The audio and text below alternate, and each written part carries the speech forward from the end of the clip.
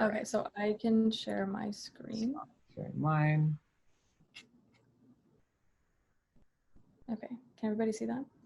Nice. Yep, I can see it. Sweet. So this is some of the imagery that Diveesh and I sort of put in, expecting a few of the answers that you had. There's definitely some like white light and like old man in the sky, and maybe he has a staff, maybe he's sitting on top of a cloud.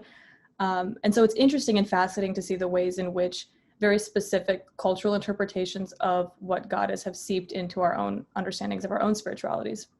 And so I think what I would consider to be my own Sikhi education has involved a lot of understanding that God is oneness and that IkOankar is not a man in the sky. It's still very tempting to visualize sort of a Lord in heaven, the Father. God is like sort of visually this man in the sky, somewhere generally above us and is separate from ourselves and the rest of the world. And it's very tempting and very difficult to separate what I think of and like what I understand, hopefully. And so these depictions, including the iconic art from the Sistine Chapel, reinforce this separateness of this identity and observing God, a God who's passing judgment, bringing good or bad fortune into the human world, and the idea of a relationship between God and creation as opposed to a uniformity between them. And so the point of this exercise and of looking at these images is to point out that as we explore IkOankar and the idea of oneness, I think it's interesting and important to acknowledge the preconceived notions and influences that we have, because I think that's so much of what Sikhi was at its inception, was to look around and see what people were thinking and where people started, and to then go about addressing that and thinking about things in a slightly different way or in a slightly new way. So as much as we've been socialized alongside Hollywood and Bollywood and pop culture and Western influences, we can hopefully move forward and find something new about like what is God to a Sikh. And so we're gonna try and watch a video, if this will let me do it. All right.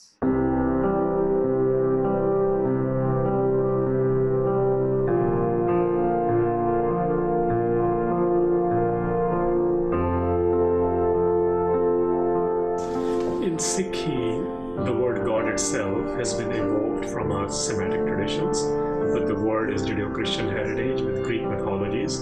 So whether you call it Ram or Rahim or Allah or whatever, whether you believe in one God, three gods, or 10 gods is not an issue for us.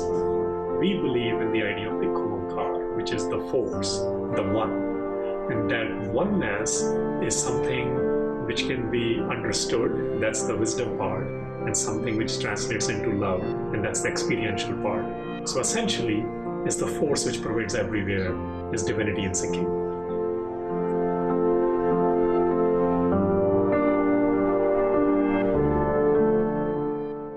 So what Harminder Singh is explaining here really concisely is this monumental idea of oneness, which I think has a very beautiful, simultaneously complex and simple messaging. And so I think this is where we're getting a little bit warmer in terms of what that common ground is, and that this idea of God, in like the English word is God, that is found in this sort of sense of oneness, which is both divine wisdom and divine love, and this idea of divine connection.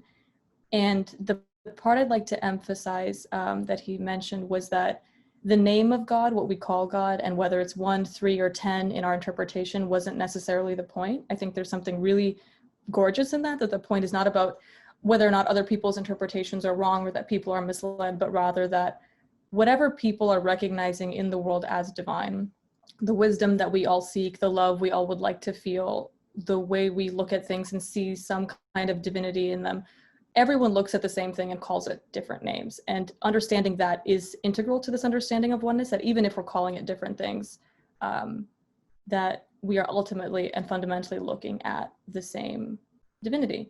And so even in that diversity, there is oneness. And there's a thuk that I'd like to export to understand that. So this is from Guru Arjan Dev Ji's Bani, and this speaks to the way in which Sikhi situates itself in context. I think this is really powerful because this speaks to some of the capital T truth of Gurmat, where Sikhi was born out of religious and social conflict caused by different ways of believing and understanding. And that while it was a spiritual movement, it was also a civil and social justice movement that acknowledged the world around it and wasn't in a social vacuum by any means. So this thuk says, Ko keto sab bar bar, ko keto sab mahio. Goketo is some say that that Guru is outside of all of us, that the divine is outside and outside of everything, and some say that is residing within all. And then it says, Baran nadi se chihna lagiye suhagan sat bujao.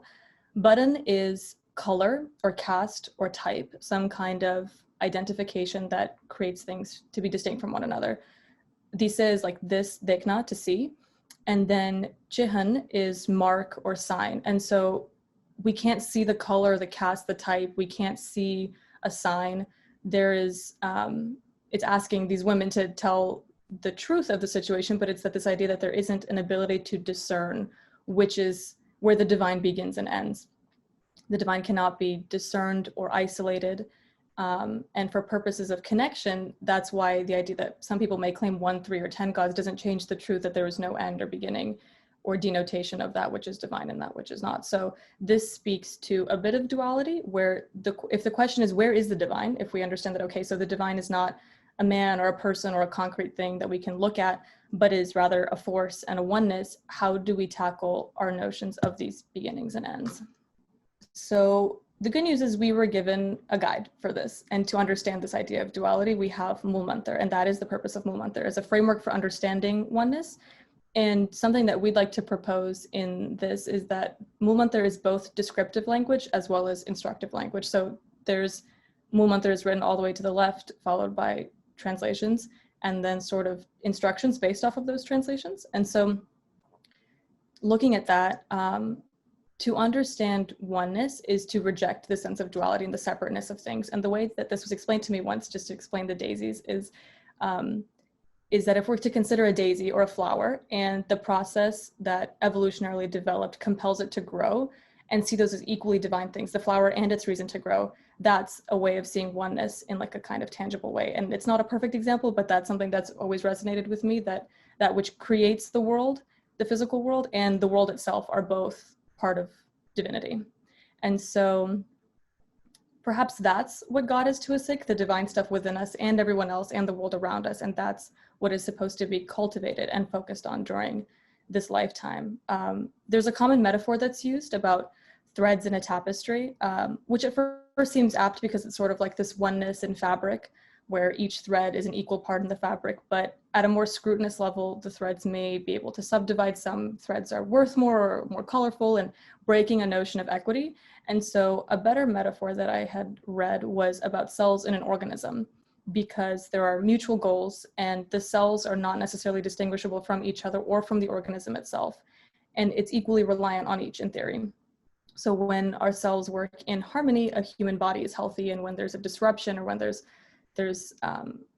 a divergence of goal, then the cells have to act in a way that sicken us. And that I think that metaphor resonated a little bit better for me. So going back to Mool Mantar as both descriptive and instructive, any part of that explains to us that divine oneness, explains to us that there's a way in which to live out that quality of oneness.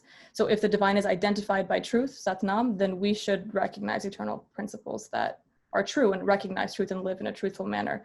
If the divine is fearless, then we should live that way as well. And in this instruction, sort of part of my, this is my personal interpretation of this, is that there aren't very many parameters given. I think, that is to say that I think oneness is acknowledged in myriad ways, and the qualities of that which is divine as we understand through Mool Mantar can be understood as a directive to cultivate that which is divine within us. And so the example I'm going to use is Garta Purak. So Garta Purak meaning something to the extent of pervasive creator, speaking to the creative power of the divine as a directive to cultivate creative action or to be intentional and creative. And so that I think would manifest in many different ways. And so I, as an artist, would maybe suggest that painting is a form of Simran, or that for people who are parents, maybe life-giving or caregiving is a form of Simran, where you can have creative power that you exercise very intentionally and live very intentionally with that. And so I think part of what we might call prayer is just living with awareness and conscientiousness about the world around us, and being aware of oneness about as we go about life, I think is a form of meditation and is also a form of Simran. So in that way, I think prayer is living, and it's submitting to the reality of the world around us. I saw a video a few months ago of a pracharak who was talking about hukam, not as a command or will from something separate from ourselves, but just sort of the reality within which we live, and that hukam is divine reality. And so living within that involves these directives. And so I'm going to continue with a personal example. Again, so this is an example of the painting as Simran. And I would like for everyone to just briefly suspend how cringy it is that I'm putting my own artwork into this presentation, but I think it's best for me in this instance to speak for myself only. And I think translating and interpreting Gurbani for ourselves is deeply personal and a dense process, and I would only want to speak for myself when speaking to this. So during Sidak last year, Sidak 2019, a Sidaker sang Arti, the Shabad, on Dilruba, and I was very overwhelmed with the experience, and the feeling that I had listening to Vichar and the Kirtan prompted me to sort of put some paint to paper to like hold on to this moment, because I think moments in Sangat where you feel the understanding are super powerful, and I try to hold on to them. And so I made this piece that summer to examine the commentary of Arti that Guru Nanak